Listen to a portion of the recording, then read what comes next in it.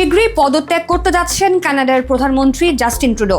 এমন গুঞ্জন উঠেছে তার নিজ দলে। লিবারেল পার্টির সভাপতির পদ থেকে 6 জানুয়ারি ট্রুডো পদত্যাগের ঘোষণা দিতে পারেন। ট্রুডো সরকারের 3 সূত্রের বরাতে এমন দাবি করেছে দেশটির সংবাদ মাধ্যম দ্য গ্লোব অ্যান্ড মেইল।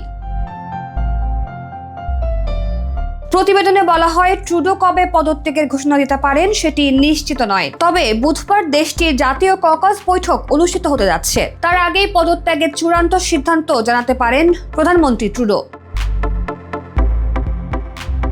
পদত্যাগের ঘোষণার পর ট্রুডো তাৎক্ষণিক গদি ছেড়ে দেবেন নাকি নতুন কোনো নেতা মনোনীত হওয়ার আগ পর্যন্ত প্রধানমন্ত্রীর দায়িত্ব পালন করবেন সে বিষয়টিও নিশ্চিত করেননি ট্রুডোর কার্যালয়। 2013 সালে কানাডার ইতিহাসে প্রথমবারের মতো পার্লামেন্টের হাউস অফ কমন্সে 3য় অবস্থানে নেমে আসে লিবারেল পার্টি। গভীর সংকটে থাকা দলের ত্রাণকর্তা হিসেবে হাল ধরেন ট্রুডো। ফলে ট্রুডো লিবারেল পার্টির হাল ছেড়ে দিলে স্থায়ী নেতৃত্বহীনতায় পড়বে দলটি, এমন আশঙ্কা প্রকাশ পেয়েছে সাম্প্রতিক জনমতে।